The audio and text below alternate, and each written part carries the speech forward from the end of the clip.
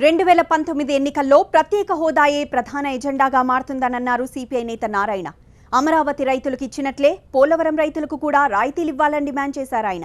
వెంకయ్యనాయుడు, చంద్రబాబు మోదీ భజన చేస్తూ రాష్ట్రానికి అన్యాయం చేస్తున్నారని విమర్శించారు ఆయన. ఇద్దరు బకాగాలు దొరికారు, ఇద్దరు గొర్రెలు దొరికినాయి, రెండు గొర్రెలు. ఒక గొర్రెమో వెంకయ్యనాయుడు, ఒక గొర్రెమో చంద్రబాబు నాయుడు. వీళ్ళిద్దరిని ఉపయోగించుకొని ఆయన వాళ్ళిద్దరు పొగుడుతూ ఉన్నారు. ఆయన తబ్బిబ్బైపోతున్నాడు. చివరికి వీళ్ళని 2019 వచ్చేకాడికి ఆడ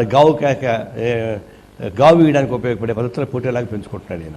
ఎందుకు మాట్లాడుతున్నానంటే, ఒకవైపున ప్రత్యేక హోదా కావాలని చెప్పేసి చంద్రబాబు నాయుడే 15 సంవత్సరాలు కావాలని ఆయన అడిగినవాడు, 10 సంవత్సరాల పాటు ఇప్పిస్తానని చెప్పేసి వెంకయ్యనాయుడు చెప్పినవాడు, మీరు కోరిక మొత్తం సాధిస్తా తీరుతా అని చెప్పిన మోడీ గారు ముగ్గురు కలిసి 3 నామలు పెట్టేశారు ఆయనకి.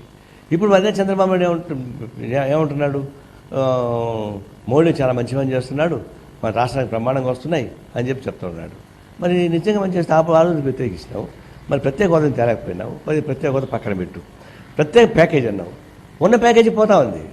మనవరం ప్రాజెక్టు నెల్లూరు చిత్తూరు జిల్లాది దాదాపుగా మన్మోహన్ సింగ్ చేసేటువంటి దాన్ని దాదాపు 6-7 వేల మంది ఉద్యోగాలు చేసేటువంటి మనవరం ప్రాజెక్టు మేము చేయమని ఆపేస్తున్నారు. ఇప్పటికి 100 కోట్లు ఖర్చు పెట్టాం కూడా. అంటే ఆల్రెడీ మనకు ఆమోదించబడినటువంటి పరిశ్రమలు పోతున్నాయి.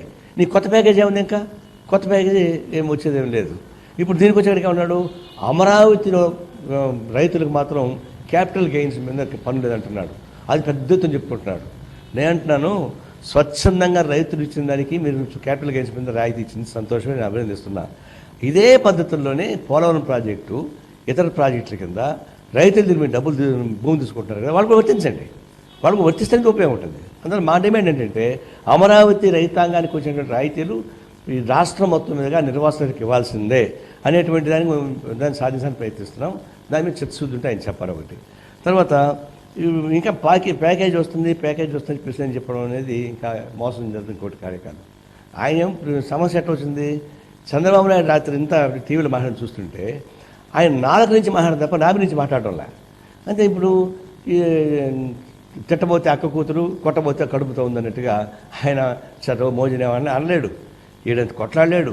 అంటే రాజకీయ బలహీనుడిగా, రాజకీయ అసమర్థుడిగా, ఊగిసాటేవాడిగా ఈయన తయారైతే రాజకీయ అసమర్థతను సమర్థించుకున్నట్టు వెంకయ్యనాయుడు ఒకటి దొరికాడు.